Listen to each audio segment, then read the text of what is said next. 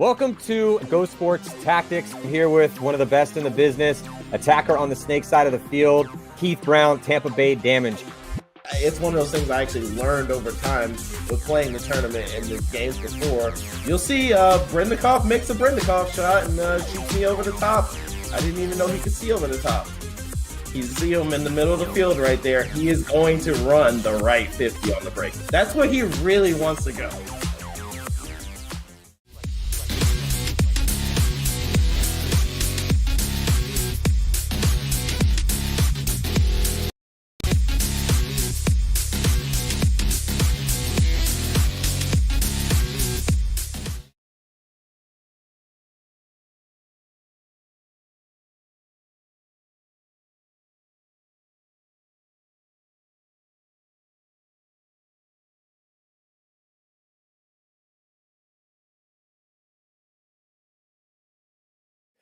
Welcome to Go Sports Live. I'm Matty Marshall. Got Chad Bouchez from Houston Heat, three-time world champ here, sitting in with me today.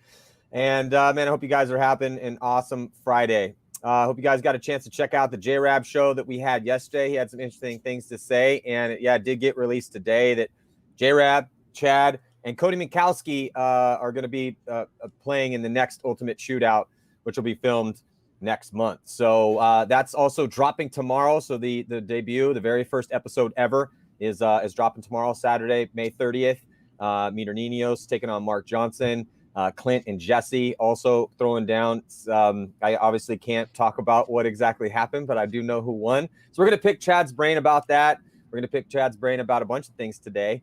But also tons of content coming at you here from Go Sports. Mondays, we got Ryan Greenspan at home with San Diego Dynasty. Tactical Tuesdays, J-Rab is going to be breaking down when it impacts wins. That's going to be coming at you next Tuesday.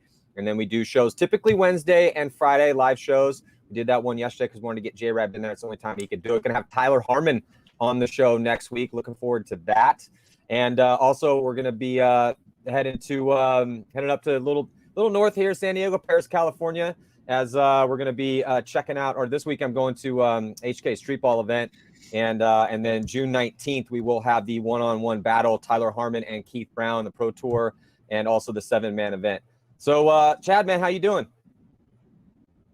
I'm doing great. Feeling good. It's Friday. And, like you said, they just announced today that I confirmed that I'm going to do the shootout, which I'm super excited about. Or in Steve Ravikov's terms, I'm super jacked. And, I feel good. And I feel like it's going to be awesome. It's going to be a great opportunity.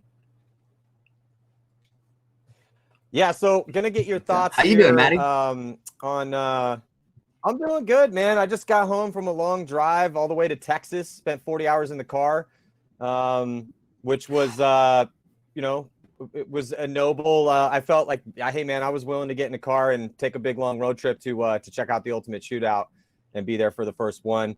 I am gonna have to eventually get into to a plane one of these days, but yeah, man, it was. I'm doing pretty good. Life is outstanding, and I'm just stoked that paintball is back and we're starting to get to some events. So very much looking forward to heading up, checking out the street ball event this weekend. Looking forward to the next series of Ultimate Shootouts. Looking forward to everyone finally getting a chance to see what I saw this past weekend, which is going to be pretty interesting, man. I think people are going to like it. So I want to talk to you today about your team, Houston Heat. I want to talk to you about the regional divisions. You've kind of been getting everyone's, the lay of the land of their feelings and emotions on how that's all been breaking down. And then definitely want to talk to you about the Ultimate Shootout. Let's start with the Ultimate Shootout first.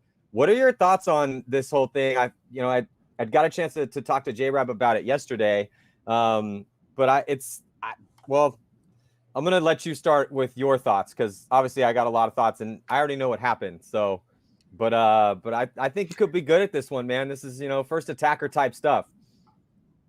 Yeah, I'm beyond excited about it just because the fact that, I'm always bitching and complaining because my team doesn't play me enough or I don't get the opportunity when the time comes. And, this honestly gives me that opportunity. And with that, this gives me an opportunity to play more paintball. And if I can do it, if I'm playing one-on-one and then I'm happy about it. And so I'm more excited about the opportunity just to even have the opportunity to go and play.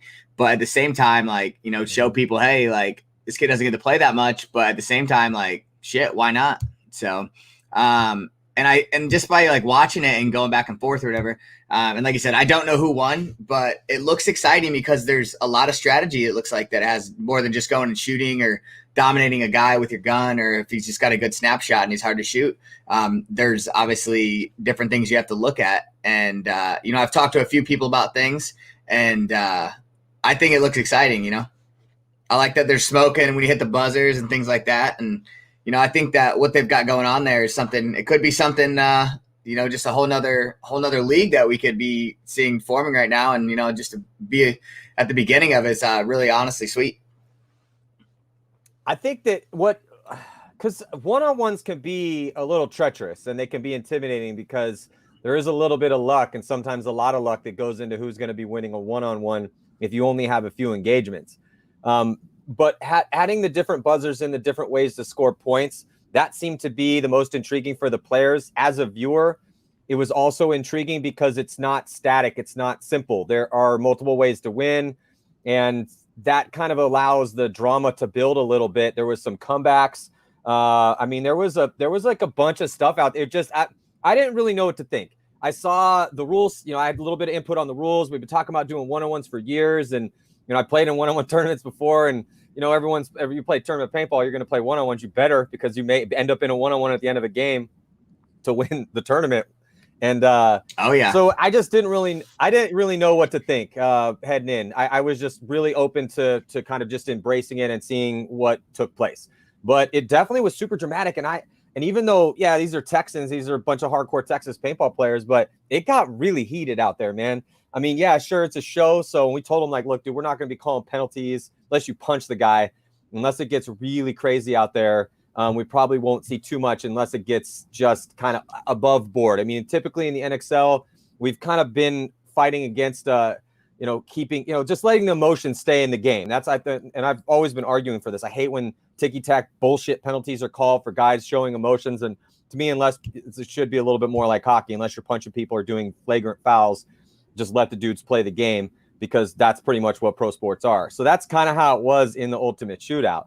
So there was just tons of dudes talking to each other and just getting real hype about it. And Ryan Brand told me about it. We had him on the show leading into it. So he told me before I even drove out there, he's like, dude, it got crazy at the practice session for it. So while everyone was learning the rules. And so I expect it to be the same thing. It was, and then, Ryan Brand coached, so you have the coaching element. There was just a lot of levels to it. And I was really impressed, at least to start things out. And I can't wait to see how it develops from here on out. That's actually somebody who's got me super hype about it is Ryan Brand, because, he's seen it first person and he sees it as, like he can take things and break it down. Like he's good at that. He's a great coach. And I mean, he's proven that now, like so many different times. And I'm going to have him actually coaching me in this in the Ultimate Shootout. So it's going to be interesting to see or whatever. And, I don't want the X Factor guys to get all jealous or think I'm trying to steal him or anything. But, I think Ryan's a great coach. And I've wanted to be coached by Ryan for a long time now. Like I see how he acts at practice and just things, how I pick his brain. I talk to him all the time. And, to have that opportunity to have him coach me is going to be awesome. So I'm super excited about that. And I think that just by talking to even Greg Pauly, like Ryan is understanding of like the situation, and that's something that you need. And to have that and be able to like take a few breaths and have him in my ear, I think is going to be super sweet. That's definitely going to help you, man. I got the chance to talk to Ryan Brand intricately about it. He came up and did a little commentary during the show and definitely helped coach some of the guys out there. So, and I just think he's perfect for this. He's a good guy to have in your corner because he's obviously familiar with a lot of high level, talking about the coach from the series champs, a guy that helped X Factor win 2 events in a row. So we actually had Ryan Brand come on our last tactics episode this past Tuesday. So if you guys haven't seen that, go listen to him break down one of their wins. But yeah, I think the coaching is a big thing too, because they can see things that, the tendencies of your opponents that you can't quite understand while things are going down. But dude, look, you're an aggressive guy. You're fast and mobile. You can run and gun. You got a pretty good head on your shoulders. You're super experienced in the deep water. We got to get your ass in shape though, dude, because like that, it's going to be a test of your. I hope you've been running the streets. That's something that they've told me. Stamina is the real deal. I'll say this. The few people that I have talked to, and someone who's actually encouraged me on it is Mark Cresson, because he's like, hey, join my Run Cities Challenge. Let's advertise that. And then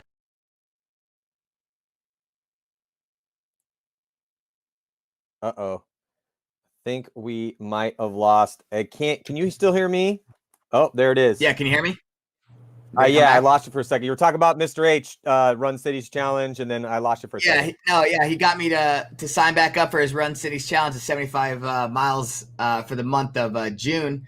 And I figured, hey, this is no better time right here. It's all going to fall into place. I start running with him and whoever else joins the challenge. And then, I do other things as far as play. I got Ronnie on the phone. We got sessions set up for Tuesdays, Thursdays, running one-on-ones. And I feel like out of anybody, like especially locally, that's going to get me prepared for this, it's going to be Ronnie, because he pushes me more than anybody. So it's like, get my little fat head in there and ready to go. Yeah, it's interesting tactically how it all broke down. You can ride the kill streaks. You can, obviously the buzzers. I did a little teaser. We definitely, the game does not end with one buzzer hit. You can hit multiple buzzers or the round. So each engagement they're calling rounds, and the round does not end when you hit one buzzer. It only ends when somebody gets a kill. So you can theoretically hit all three buzzers, which did happen. I'm not going to say who did it. But that actually did happen. We were talking ahead of time that we didn't think anyone was going to be able to do that. Maybe two, but we did have a point where somebody went through and hit all three buzzers. So yeah, I think it's going to be cool for you, man. And then, so did they tell you who you're playing yet, or has that not got set up? Because I knew that J-Rob was going to come in. I'd heard that we might have some infamous players in there as well too. Cody Mikowski got. I just saw that Cody got announced, and then it said J-Rob was in there as well. And then that's all I know of right now. I've heard a few names been thrown around, but nobody's like 100% on it. I figured, hey, if I might be the best looking one going in there, and then they told me Mikowski was coming in, and I was like, shit, I gotta rethink my strategy here. So it's got me on my toes. And I was hoping we could throw up the graphic of the tournament brackets for the Ultimate Shootout of what's about to go down, because I already got J-Rab's thoughts on this. There it is right there. So we're going to see Meter Ninos, Mark Johnson, Clint Johnson, and Jesse Stevens. So I got J-Rab's picks on this. I got to get your picks on it too.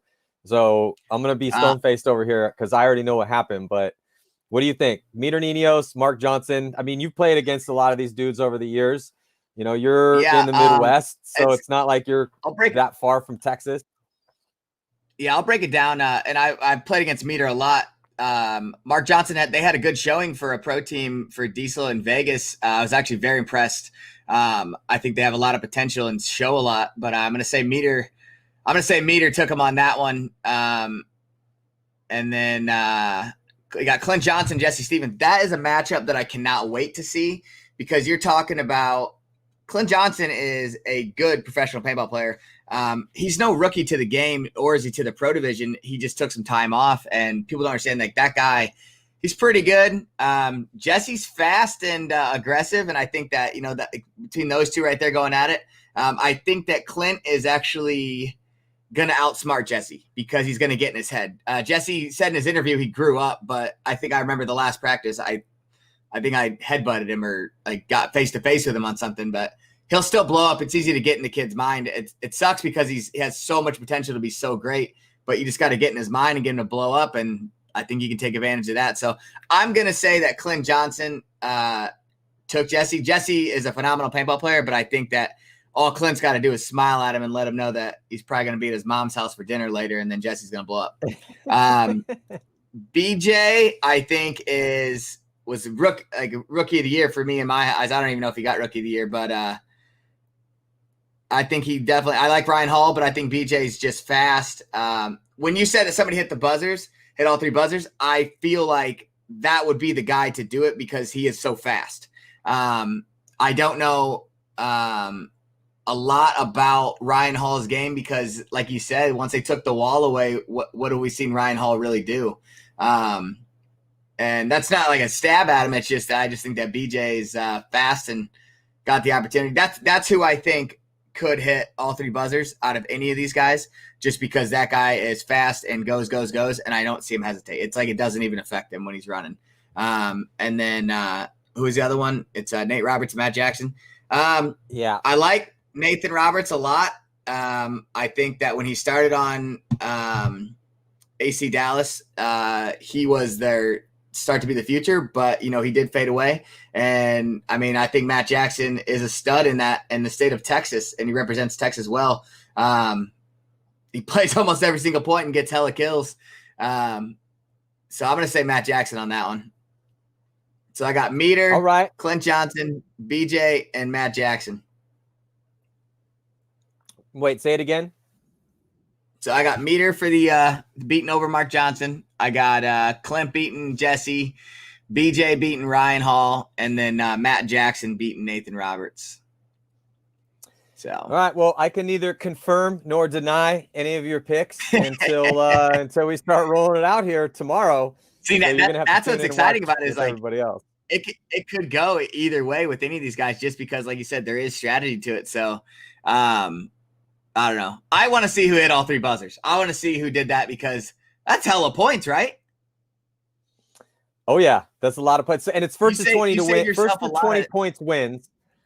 So the points break down like this, just so, because you're gonna need to start, like, you gotta watch all these to master the format, man, because it's interesting. There are multiple ways to win, and then I don't know exactly how that layout's gonna be too, but it does have all the different bunker shapes in there as well too. Not all of them, but most of them.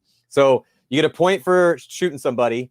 If you kill 2 guys in a row, your kill streak will be, you kill your opponent twice in a row, your kill streak is activated, and so the third kill, you get that additional, you get the point for the kill, but then you get 3 additional points for a total of 4. And then every kill after that, you get 4 points. So that can be huge. That's definitely a strategy that you can employ. And you need to, but the buzzers are obviously huge too. What's interesting though is, so you have the 3 buzzers in the center of the field at the 50-yard line, center, and then on both tape lines. But 8 seconds before the start of the round, because each what we would call points in the NXL is called rounds, because you can score multiple points, so just calling it rounds to be less confusing.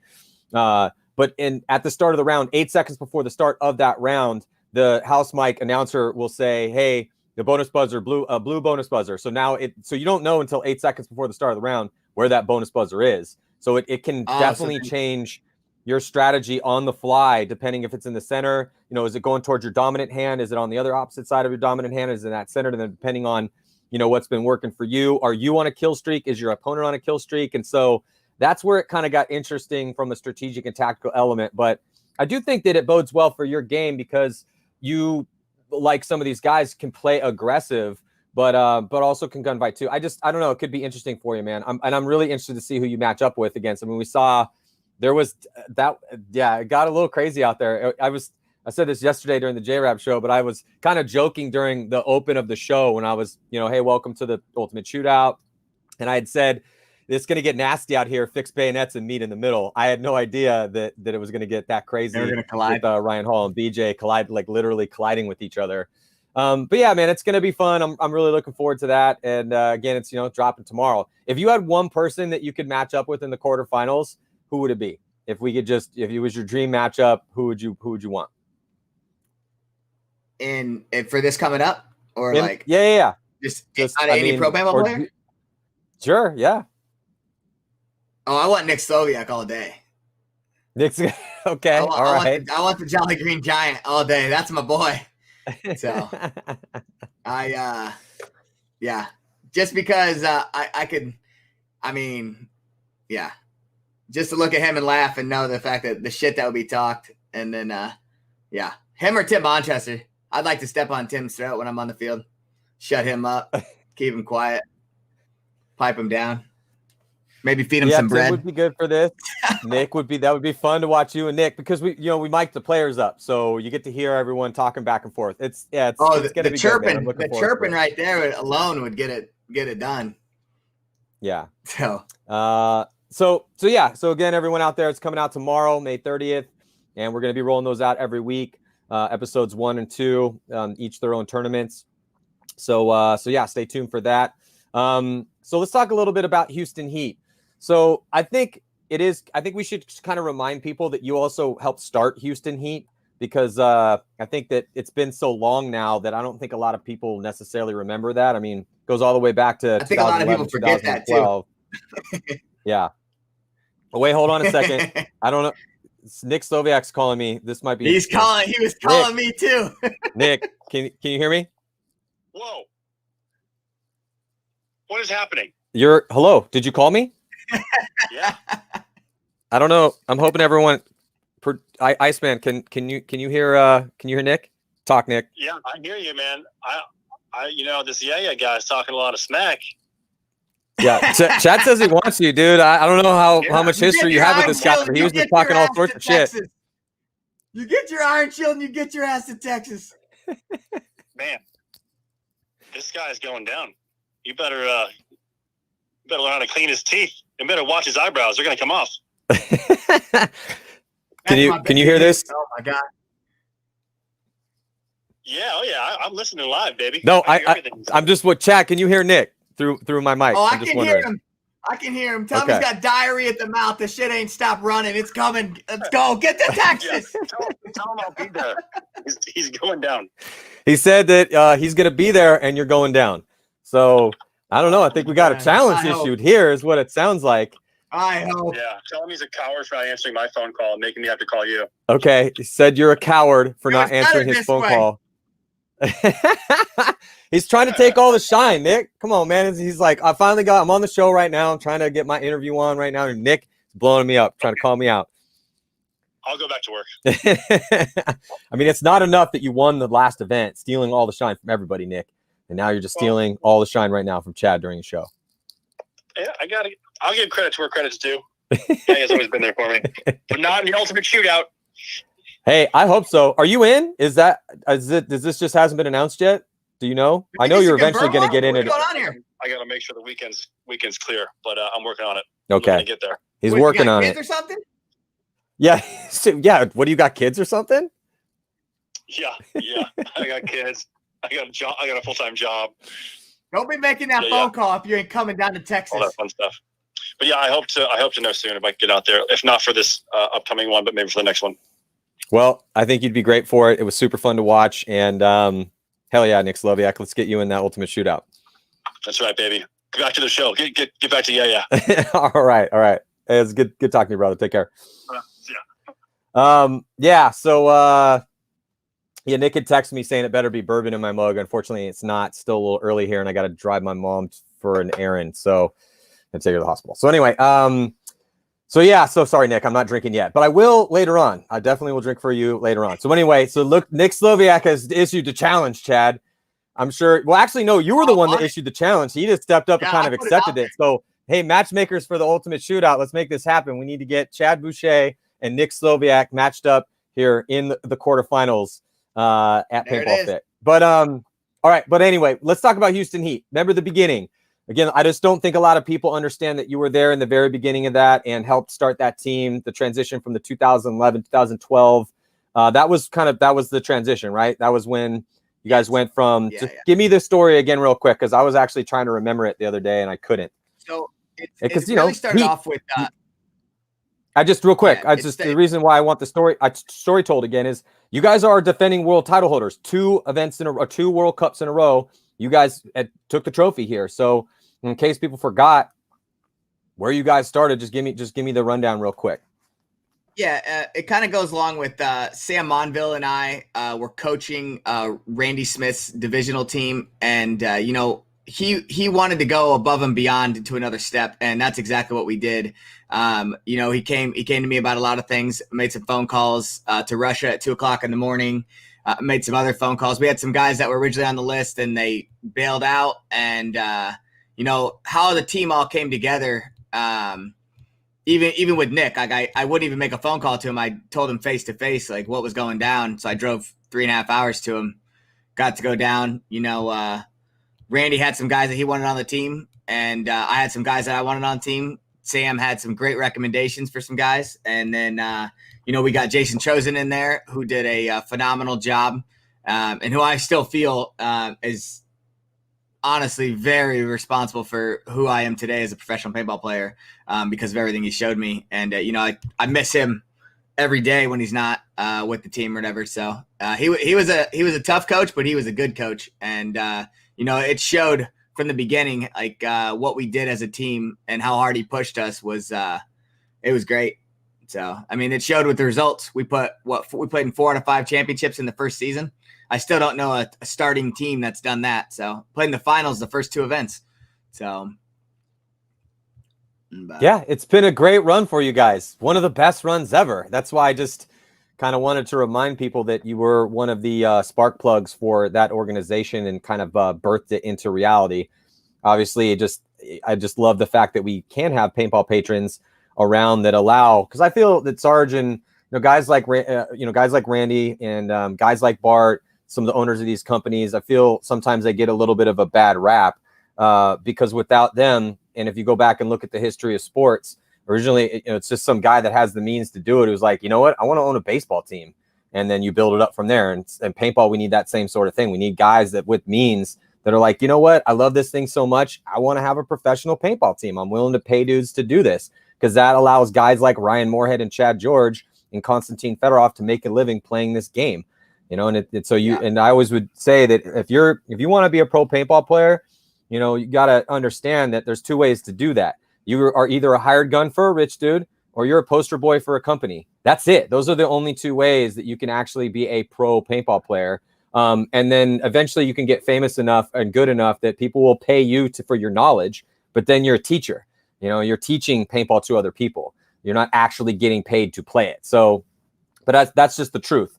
So I just think it's really cool what Houston Heat has done and the rivalry that you guys had with Impact. But I also respect the fact that though over time Impact had been a little bit more consistently great, that you guys would show up for the big show, which had been interesting because, talking to a guy like Ryan Moorhead, who we had on the show not too long ago, and he would always tell me, he'd be like, man, remember that speech you had on the Hill about, consistency and that Heroes for a Day speech, and it's all about winning tournaments.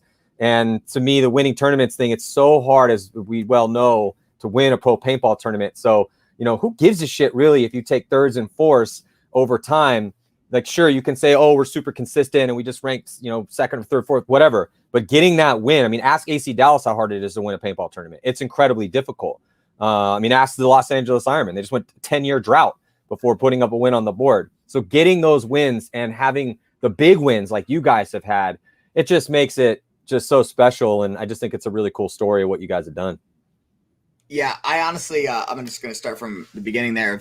Without Randy, having the passion that he has, and a lot of people look at it as, this guy's got all this money and everything else, but people don't understand the bullshit that you have to deal with just to put all this together, and how that guy can manage all these people is truly a talent, because you got different personalities that he looks at, and you can go buy a bunch of guys that you think would win you a paintball tournament every Sunday that you walk into, but he is good about managing, about putting personalities together and making sure things click. He keeps me in check on it, because I'm like, let's get this guy, and he is so good about, okay, this personality would go good with the team and this guy wouldn't. And I've looked at guys where I'm like, man, this guy's a phenomenal paintball player, but it would not go good in our program. And it's tough to say, because you want the best guys out there every single time. But a lot of times, we spend a lot of time together, and we're given that opportunity to spend weeks on end together. And it works out. And, like you said, also, same thing with Bart, they have a lot of talented players, but if they're not all gelling well together, they don't perform. And that comes down to a lot of different things. So it is nice to have guys like that, in paintball, and we're very very blessed to have that, because without those guys doing those things, like you said, if you're not a poster boy for somebody or whatnot, then you better hope that you're hired killer and it works out. So and then what else was I going to bring up there? It's like sponsors too, right? So it's like HK, Dye, these company, Planet. I mean, they spend money because they understand the power of story. I say this all the time, man. Nobody just wakes up in the morning and gives a shit about you, your company, or your team, or your life. You have to make people care. And for the most part, you make them care by telling them a good story, or showing them a good story, or doing something has to awaken their mind to your specialness, or the specialness of the people you're affiliated with. And so you got to tip my hat. I got to tip my hat to those companies, because they understand that supporting a team like Dynasty is going to benefit their company, and it helps out the game. It keeps legends around. It's just a cool thing to get us to that promised land one day, shape or form. Again, it's a super long conversation, but I definitely think that that's the truth. No, I agree with you 1000%. And I mean, and I get it because we're sponsored by HK, but to have HK as a sponsor for Houston Heat, I couldn't be happier in my life, because what these guys do day in and day out is phenomenal. Every paintball team, every pro team, I don't care what they say deep down, they either want to be sponsored by HK or they want to be part of it somehow. What they've done for Dynasty and what they've done for Houston Heat is another level. And I mean, they're trickling in with these pro teams. What Sacramento DMG this came this year, New York Extreme came this year. You get exposure as a pro team. You get taken care of as a pro team. These guys they know what it takes to win, and they give you all these tools in your shed. And it's nice. It's so nice because they literally, it's not that they don't say no, but they take care of us. Like, they come out there and you feel like a true professional paintball player that's being taken care of, and you're just happy to represent them. And that's what I wish that a lot of other pro teams had that mentality or were taken care of like that. And I mean, you're going to hear guys like back and forth, but the way that these companies come out and take care of them, and especially HK, it's another level, man.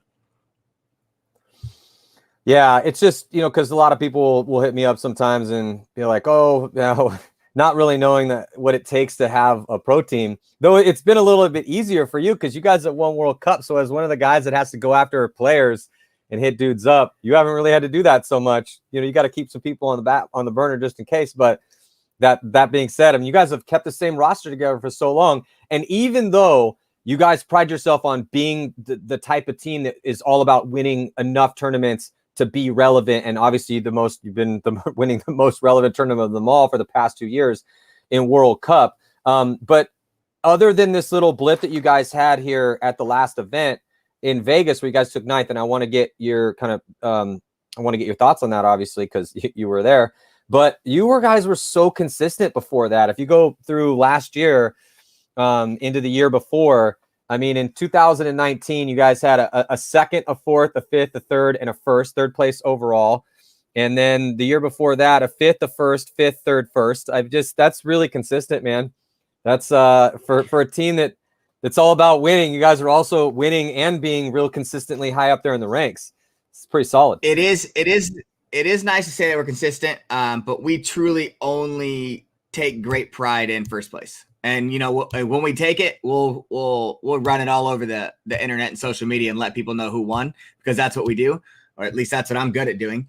But at the same time, is like, these fifth places and these fourths and thirds and seconds, those, like, to us, that's not what we take great pride in. That's not what Randy built this team for. We built this team to win.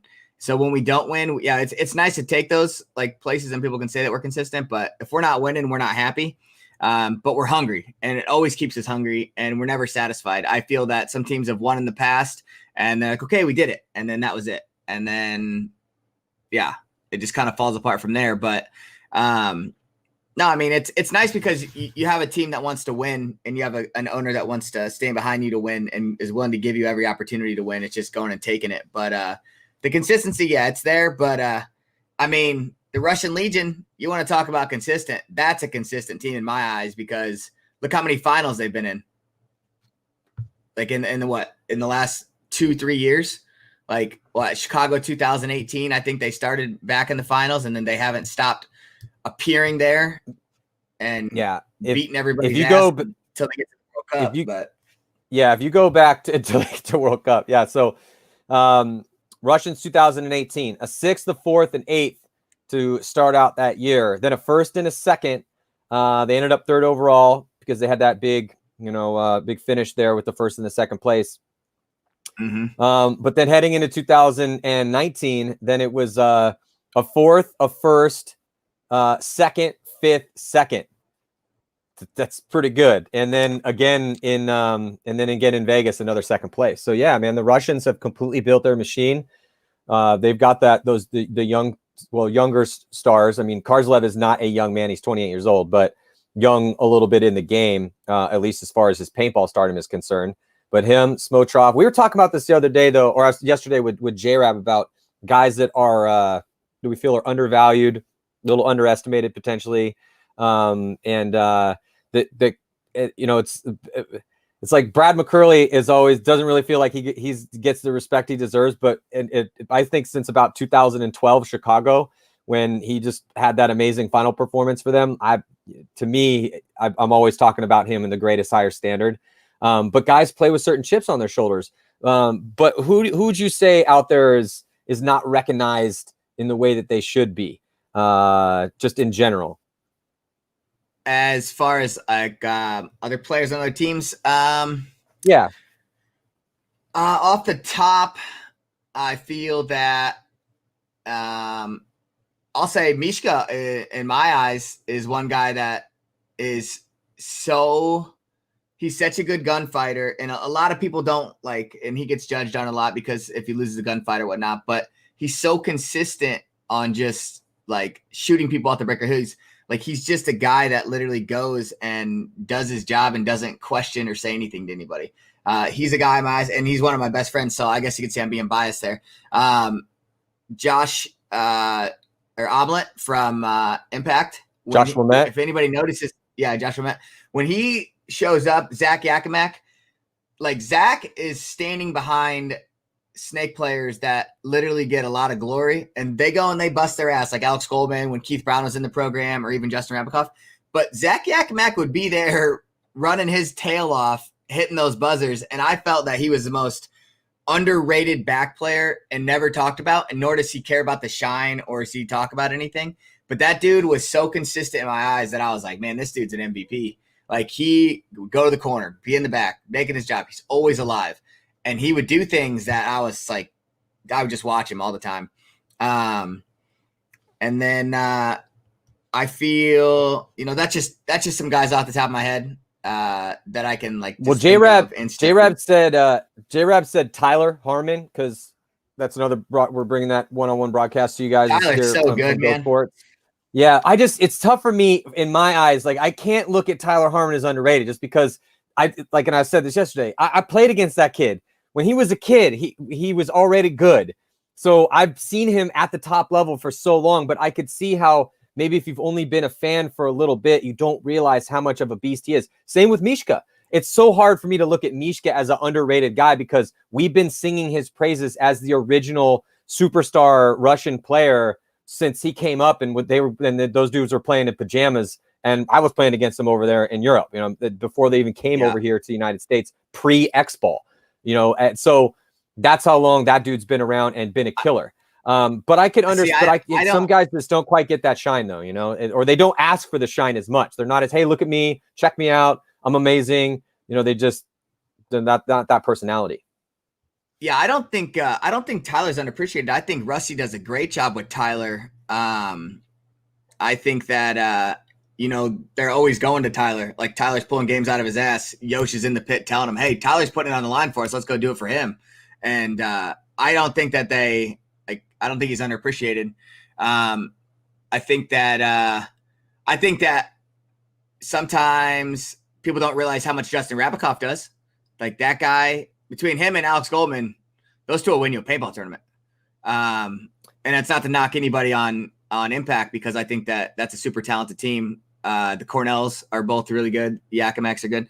But I think if Justin Rabikoff's not having a slight of a stud tournament, then they definitely have to look at other people. And they've done it in the past, and they've kicked our ass plenty of times. But when that guy, and people don't realize, when that guy is on, you might as well get out of the way, because he's putting people in, and he's putting his guys down the field, and he's shooting the shit out of people and hitting the buzzer. So yeah, I don't want to say he's unappreciated, but I just think that people just don't understand how good that guy truly is. Because any team he's played on in the last 10 years, look how many times he's played in the finals. So Rainey Stanzak, I mean, look what he's done. So and Rainey, a lot of people don't like it because Rainey's honest about things and speaks up about shit. But that guy right there, shit, he doesn't even get that much glory on X Factor, but he's probably one of the most honest players that will pull the best out of you. And the delivery's hard sometimes, but you know what? He's there. He knows exactly what it takes to win. Look what he did with Impact. Look what he did when he's on Tampa Damage. Look what he did when he went to X Factor. He's he's a guy that people don't understand. Like these guys, certain guys have it. So. Yeah, and I guess there's a difference between underrated, undervalued. I mean, there's slight subjective differences there. So yeah, you can't really look at a guy like J-Rab and say he's underrated because I mean, he's widely I don't think he's considered one of the best players in the world. But underappreciated because I had an interesting conversation with J-Rab about it. I wanted to bring it up to you. I thought it would be a little bit of an interesting conversation to kind of make it a little bit. That's why I asked, not underrated right out the gate, but underappreciated. And just because that's a different level to it. Like you said, you cannot say J-Rab is underrated, but you could say he's underappreciated because a lot of times people don't understand how much he does out there on the field. He talked about that yesterday. He gets a shit job a lot of times. And, everyone has a role on a team. I mean, your role mostly is attack the center of the field. You diversified a little bit, though, and you've done other jobs occasionally. But a guy like J-Rab a lot of times is going to have to play the hardest position. He's the 2. He's that second attacker. He's got to clean things up. His front player is going to die. He may have to work into that spot. Maybe a really tough gunfighting position, multiple ones, shoot off the break, then make that move up there. And like I said, we're going to have J-Rab be breaking down when Impact's wins for Tactical Tuesday next Tuesday. But yeah, it's interesting, and I'm glad you talked about it that way because I didn't really think you'd mention J-Rab as somebody that was underappreciated. But yeah, I guess you could kind of say it's just that's such a hard position to play, and you do carry so much weight. All these teams, like a Ryan Greenspan on San Diego Dynasty, or Marcelo, depending on what their role is and how they're doing and that specific thing. But or like a Mishka for you guys. You guys a lot of times would put Mishka in a spot where his whole job is just gunfight a dominant side and hold that down and not die. And that's really tough because you are going to die occasionally. I'll say this about Mishka. If a Dorito player is going down the field and people don't understand the combination between Ryan Moorhead and Mishka or Ronnie Dizon and Mishka, these guys are flying down the field because of what Mishka's doing for them. And they know it, and they're taking advantage of it because they have such a good gun behind them. J-Rab does the same thing for guys. Yo Shroud does a good job with it, and that's somebody who's been around and so long is like, but like they don't say anything about it, but like I see it because that's people like that I like to study and stuff like that. So I don't want to say that Alex Rodriguez is unappreciated because we saw what he did, but just got the MVP in the Golden Barrel. Yeah, I don't think Dynasty understands what they let go or what they should have done to keep that guy. Because I'll tell you right now, that dude is one of my favorite guys to watch, and he is the biggest thorn anybody could have. And he just proved it in Vegas to a team that was so like. If you ask me that the Ironmen are going to win another event this year, I'm going to tell you hell no, because you got guys now that know if they don't stop A-Rod, then they're going to have a problem because they got young, hungry guys. But at the same time, look what A-Rod just did. Look what he did in Vegas. He was such a problem for so many teams, and they didn't know how to stop him, that his guys took such good advantage of it, and his coach adjusted so well to understanding exactly what they have that they won the tournament, and he got MVP. Well, let's talk a little bit more about that Ironman win. I've been trying to get everyone's opinion on it. I think it's one of the most miraculous wins that we've seen ever in paintball. I was saying the modern era, but if you look at how good, when our conversation leading into this event was that going all the way down into 11th and 12th place, that those teams had a chance to win. I mean, that everyone agreed with me when I was bringing that up. I'm like, legitimately, I feel this is the deepest the pro leagues have ever been, because if you look who's sitting down there, all the way down, Damage was at 8th. The Ironmen were at 10th. And then Infamous, who had just rebooted, was at 12th. Thunder 11th, Uprising 9th. And we don't know what team Uprising is going to show up. They could show up and beat two of the best teams in the world in a row, and they could show up and be losing 0-6. So just who knows? And everyone did agree with that. So then the Ironmen come into that crazy field with all of that madness and all these top level teams now, and they win the tournament. So, and they beat the Russians in the finals. So it's like, can you find me a crazier win? I can't think of one. I really can't. Yeah. I'll say this. We practiced the Ironman the first weekend of the tournament, and A-Rod, the very first day, was a problem for us. The second we adjusted and we figured it out, but you don't have that kind of time. You don't have a whole nother day. You have one match. So we knew that because we practiced him, but we saw how much of how effective he was. If he's not going through the center and if he's not running somebody down somewhere, he's doing something for somebody. And it was so valuable to that team because I mean, you had LJ Parrish, and then you had little Silos, who are going to run down that snake as many times as they need to, but they were given every opportunity because they could feed off of anything that A-Rod did. A-Rod shoots a got the break, he goes up the center. He reads the field and reacts so well that his guys can go down the field. And, you know, Nick, I honestly didn't think that Nick was going to get to play as much as he was going, like as he did, and I was happy that he did. But it was hard because if you got Nick in there, where's A-Rod going to be? But, you know, Todd worked it out, and he did a great job with coaching on it. And, you know, I'm not sitting here trying to blow the Ironmen just because they won, but the adjustments that they made and the talent that they used for that event and to beat the Russians in the finals, it truly was a great thing. Because if you ask me on paper right now, if that team's going to go win the first event of the year, I'm going to tell you, hell no. I'm going to tell you that it's either going to be X Factor, Houston Heat, Dynasty, or even the Russians being there. So, or even Impact, you know, like those 5 teams. Yeah. But you're going to tell me the Ironmen just won that tournament? No, they did a great job. And Todd did a great job by picking up Alex Rodriguez, which I don't know how some other teams didn't pick him up, or, you know, he used everything that was given literally in front of him. And he used it so good that give him a promotion, Di. Send him a few extra DMs. Todd did a great job. So, yeah, absolutely. Man deserves a raise. Damn it. Outstanding. I'll tell you what, I mean, I don't think a lot of people understand, like, you know, I talked to Ryan Brand a good amount of time, but people don't understand that it takes a lot to run a successful paintball team. You could just have some weekend warriors and things like that. Ryan Greenspan does a great job. Him, Yosh, and Alex do a great job by running that team. Marcelo has found a great, like, he's tuned in great with that team because, you know, they all get along and it's ran good because of what they all do. Ryan Brand and Archie and Colt, they do a great job by, you know, if one has a problem with something or like picking up guys and like utilizing things, like it's always going on their minds. If people want to be at the top of these pro teams and things like that, this shit's on their mind 24/7. They live and breathe this stuff. Jeremy saw him. He lives and breathes for his team, and he's always looking to make adjustments or figuring out how to do things like that. Those are the type of guys that every paintball team needs. And Todd did exactly that. He lives and breathes for that team. And, you know, and he's got 2 twins on his hands, and he's over here winning championships. So I don't know. It's a lot to be said, but at the same time, it's like, yeah, a lot of people don't understand, like, this shit is not easy to win a professional paintball tournament. Everything has to align correctly. And yeah. Okay. Well, before I let you go, we got to talk about winning professional paintball tournaments. Well, we're going to have some modified professional paintball tournaments coming here shortly as paintball is back. What do you think about the regional divisions? I've asked everyone on the show what they think. Everyone's just happy to be playing the game.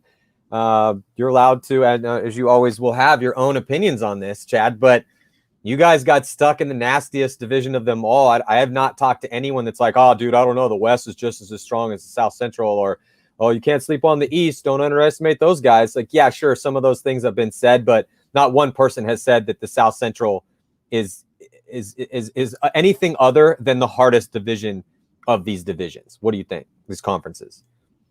I think, I understand how it was presented to me, and I'm not saying it's a terrible, terrible idea. I like it to the fact that South Central division's all going to play each other, and you guys don't understand, or like these other teams, you're talking about how hard it is. These guys are only going to get better because they're going to be playing each other so much. Like, when we train, like, still start, like, you're talking about X Factor and Heat all the time practice each other. Yeah. And we're finishing either winning a paintball tournament or winning a series title because those are 2 top teams that get to play each other so much. Now you're going to let us play each other even more. And then, I mean, AC Dallas, like, they're right there. They're consistent too. It's only going to make them better. Like, beating on these other teams over here in the East, like the Russian Legion are going to go there, and I'm going to say that they're going to dominate because they have throughout the last, like, 2 years. And then you have the West Coast, you have Impact, who looked pretty damn good in Las Vegas, especially with their new pickups. And then you have Dynasty, and then the Ironmen, who just came off that. So I think that that's definitely going to be a hard division. I think that the Russian Legion are going to play and out strategize everyone, and their gun skills alone will take control of everybody in the But then you're also talking about, you have people like Energy and Level Up that are just coming up, or even Aftermath, still somewhat new or still trying to get more than one win. Like you don't know. It's hard in that one right there. But we got Tampa Damage. Joey did a great job on the adjustments, and like you said, picking up Brad, that made Damage huge, like big. It's so big for them because Joey does people don't understand that. Joey, even back in the day when Damage was dominating so much, it wasn't that Joey trained these guys and taught all these guys how to play paintball. He knows what he's missing, and he goes out and gets it. When they were missing an element coming down the Doritos or even going down the snake, he went out and got a Justin Rabikoff or an Alex Goldman or even a Dalton. Like, yeah. And those, he knows what he has in his, right there in his local area, but he's so good about going, hey, we got a little money to spend. Let's go get this guy. We know it's going to cost some money. He got Rainey Stanzak. And that's what he's so good at, and he just did it, and he doesn't even have to pay a guy to fly or get on a plane and fly across the country now because he has Brad McCurley in Florida. And it's like, shit, that he just put that together, and it was like, uh-oh. Like, everybody wishes they could have that, So, and he's got Keith Brown back in his program, so it's like, shit, now he's got even more weapons. So it's like, all right, so I expect to see Tampa Damage in a finals match or in a top 4 a lot more just because of those elements. And, them bringing Joey puts a whole nother head right back on it for him or whatever. I felt that, they fell off, and it was hard for Jason to coach, run the team, be part of sponsorship, and then deal with trying to win paintball games. And now they have Joey, who's doing exactly what he's good at. He's making adjustments for them to win, and they know how to win paintball tournaments. They're not new to it. So I think he does a great job, but them being in our division, it only makes our division a little harder, but it'll be strong. I don't like any of it at all, to be honest with you, for one reason. When all these teams, they train for 2-3 weeks at a time or however it may go, you want to know who the best paintball team is that weekend on that tournament. Now we have 3 different tournaments that you guys are going to be advertising, okay, Russian Legion's over here, dominate the East. And then now you got to go to South Central. Okay, who dominated that? And it's like, it doesn't show that one weekend who the best team was on that one tournament. That's why the biggest reason why I don't like it, because you're not playing. You're only playing 4 or 5 teams. You're Damage is going to go spend a bunch of money to fly to Texas to play all of us to play only 4 pro teams. What does that really prove to them? That just as a personal paintball player, I want to prove out of the 20 teams that are there, who's the best team that weekend. I don't think. Yeah, I think this does it. I think it gets its by. I get it. In these times, but I think that's its point. That's its point, though, right? I mean, yeah, absolutely. I'd much rather see the 20-team battle that we get to see on the reg in previous, before the pandemic hit and ruined the world. But yeah, no, of course that's what I want to see. That's way better than this. But again, we have to eventually we have to keep the paintball fires lit. It's much better to watch a raging inferno than it is a little tiny baby campfire. But I'll appreciate a baby campfire if that's all I can have. If I'm not allowed to have that thing roaring, then at least I can sit there and warm my hands by it and get me through the cold night. And that's essentially what this is. This is just to get us through until we can get back to some bit of competitive paintball normality, which we hope will be a World Cup, but we just don't know. I mean, we don't even know the event dates for these yet. So, and as everyone knows, and I understand that. It just sucks because obviously what is going on in the world does suck. But and I think that the NXL is doing a good job on trying to come up with some kind of solution. Give somebody something as far as, if we can't get all together because of what's going on, we get it. Let's try this, and maybe it does segregate things and it just sucks because you want to prove you're the best of 20 teams right then and there, and you're not going to get that opportunity. But those are the cards we're dealt at this moment. So, yeah, I understand it, and I'm not against it for the fact that we still get to all play paintball and still go and live a dream. Yeah. So, I don't know, man. It is what it is. I hate that statement. It started to be said a lot during the Great Recession, and I started noticing everyone would just be like, oh, it is what it is. It is what it is. And then it is what it is in a lot of ways. Sometimes you just got to take the hands you're dealt, do the best you can with that hand. And that's essentially what the NXL is trying to do. But yeah, does it suck that we can't have the best of, the 20 teams, especially as deep as the league had been getting. I mean, how cruel and ironic of a twist of fate is that from the paintball gods? That just as we're getting the whole story of pro paintball with the 20 teams, as interesting as it was going to be in 2020, we got this goddamn pandemic come in and just throw all that into a meat grinder and just Health completely Pro's change over everything. And Ironmen won. Yeah. Yeah, right. Well, I guess we'll end it on that note. Anyway, Chad, any last thoughts before I let you go? I know you got to get in a car and do like 3.5 hour drive to go to a tournament. I just want to thank Randy and Daynette Smith, everything they do for the team. And, Houston Heat as a program obviously wouldn't be there. HK and DLX. We have 2 sponsors, and I think I love it. Like, I can be happier with these guys. They give us great products, and they give us great exposure, and they bend over backwards. So I only wish we could wish we could have done them better in Vegas, but that's how the cookie crumbles sometimes. But yeah, I want to thank them. Thank you guys for, obviously with this, you guys are doing things to try to figure out like how can we still fill people's happiness of paintball, and you guys are every day you're thinking about it, and it's awesome. So yeah, the show must go on. People want to play paintball. We got to provide them with paintball content. So, yeah, and paintball things are starting to get back a little bit normal. So I'm headed up to HK's shoot ball event tomorrow. Also, and again, continue to remember that tomorrow that is going to be the very first Ultimate Shootout. We're going to have those coming at you as things continue to push forward. Chad Bouchez is going to be jumping into the madness along with J-Rab. It looks like maybe Nick Sloviak. That has not been officially announced yet. I'm a slap. Yeah, and like a bitch. and Cody Minkowski. So that's starting to go tomorrow again, May 30th.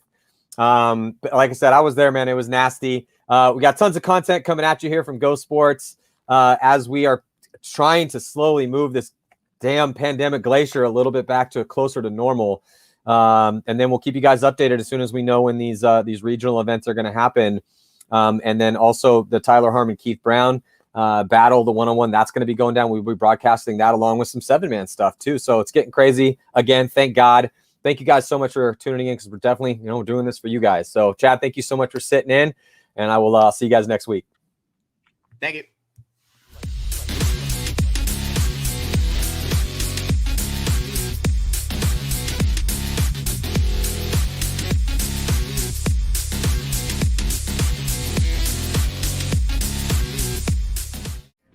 Welcome to Go Sports Tactics. I'm here with one of the best in the business, attacker on the snake side of the field, Keith Brown, Tampa Bay Damage. It's one of those things I actually learned over time with playing the tournament and the games before. You'll see Brendikov makes a Brendikov shot and shoots me over the top. I didn't even know he could see over the top. You see him in the middle of the field right there. He is going to run the right 50 on the break. That's where he really wants to go.